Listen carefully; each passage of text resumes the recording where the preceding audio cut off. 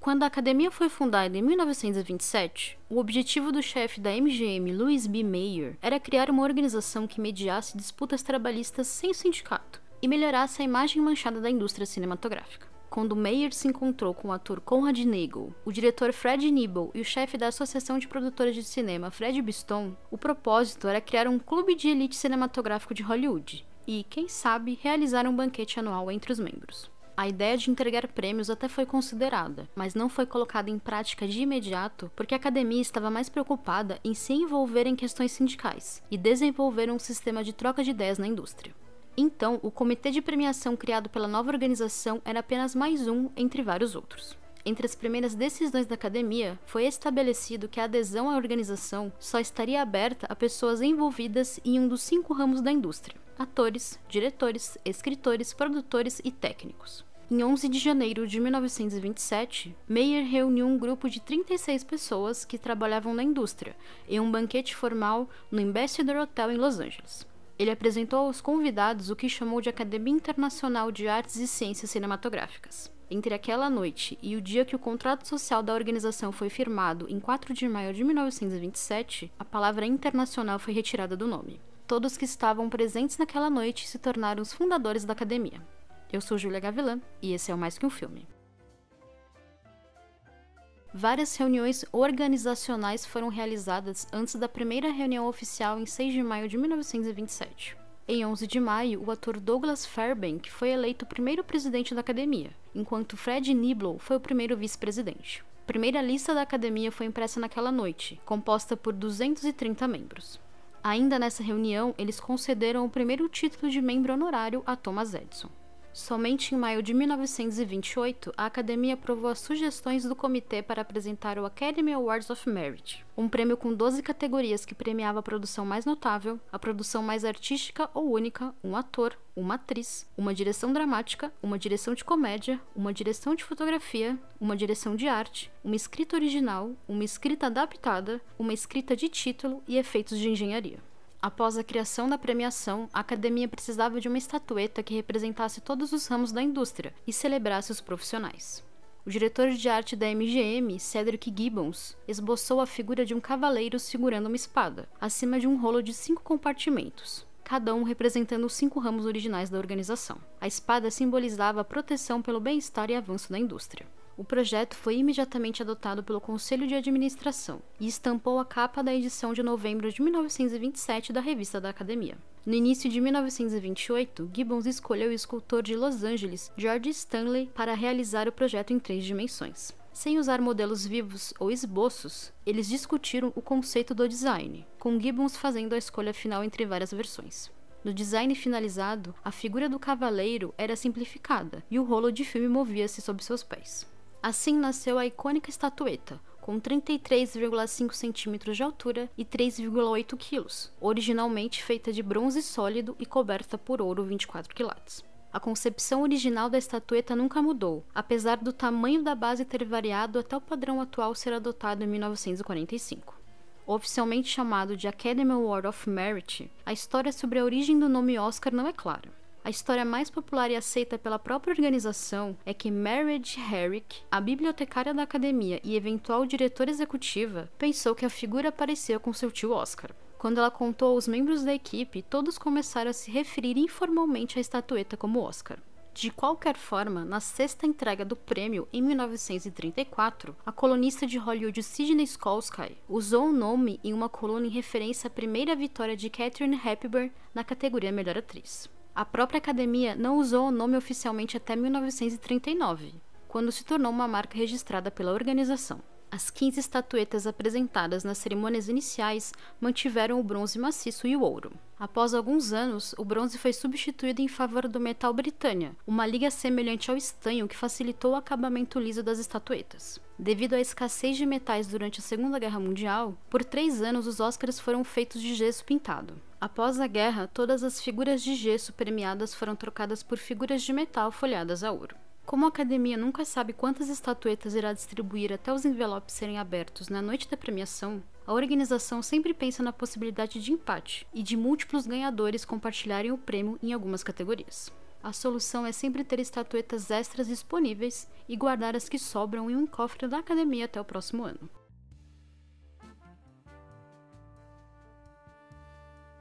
A primeira premiação do Academy Awards of Merit abrangeu filmes lançados entre 1º de agosto de 1927 e 31 de julho de 1928. Os prêmios foram entregues em 16 de maio de 1929, com a cerimônia acontecendo no Hollywood Roosevelt Hotel para um público de cerca de 270 pessoas.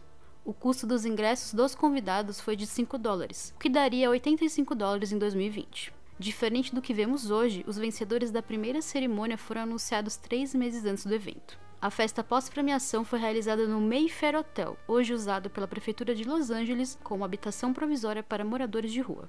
Todos os membros da academia indicaram candidatos em todas as categorias. Um grupo com 5 juízes, cada um representando cada ramo, determinou os 10 indicados com mais votos em cada categoria, e reduziu a 3 recomendações. Um conselho central de jurados, também composto por um membro de cada ramo, selecionou os vencedores finais.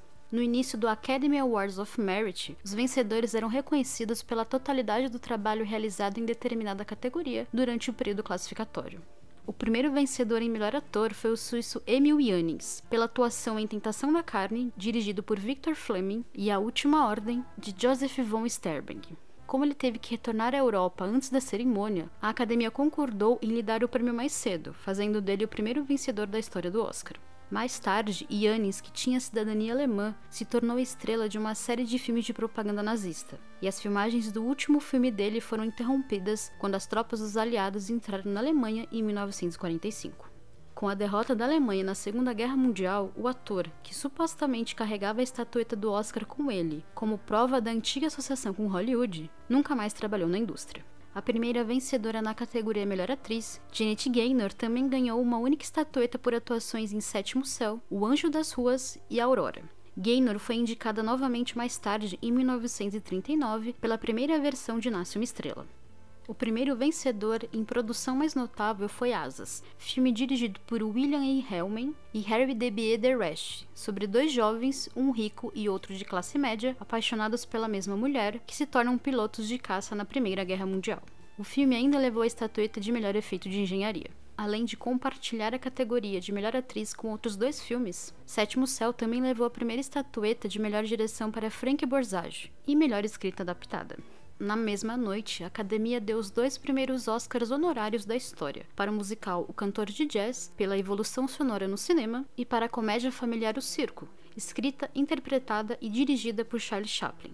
O Conselho de Juízes da Academia decidiu por unanimidade que o filme de Chaplin deveria ser retirado das categorias competitivas da premiação por estrear depois da data de inscrição, mas ainda assim merecia ser premiado pelo trabalho do ator. Com 4 indicações na carreira, Chaplin ganharia outro Oscar honorário pelo conjunto da obra em 1972, na maior ovação da história da premiação, e um prêmio competitivo em 1973 por Luzes da Ribalta, na categoria Melhor Trilha Sonora Dramática Original. Originalmente, o romance dramático musical estreou nos cinemas em 1952, mas só entrou em cartaz em Los Angeles em 1972 devido à perseguição política que Chaplin sofria na década de 1950. Com isso, o filme se tornou elegível ao Oscar segundo as regras da academia da época, 20 anos depois da estreia original. Na época do lançamento oficial de Luzes da Ribalta, Chaplin deixou os Estados Unidos para participar da estreia da produção em Londres. No entanto, o ator era perseguido pelo macartismo e foi inscrito na lista de boicote a membros da indústria, acusados de serem simpatizantes do comunismo. Quando descobriu que Chaplin havia saído dos Estados Unidos, J. Edgar Hoover, chefe do FBI, negociou com o serviço de imigração para revogar o visto do ator, o exilando do país. Na época da segunda cerimônia anual de premiação, em 3 de abril de 1930, o número de categorias foi reduzido para 7, e os 2 principais prêmios de cinema foram reunidos em um só, denominado Melhor Filme. Essa premiação homenageou filmes do segundo semestre de 1928 e do ano de 1929.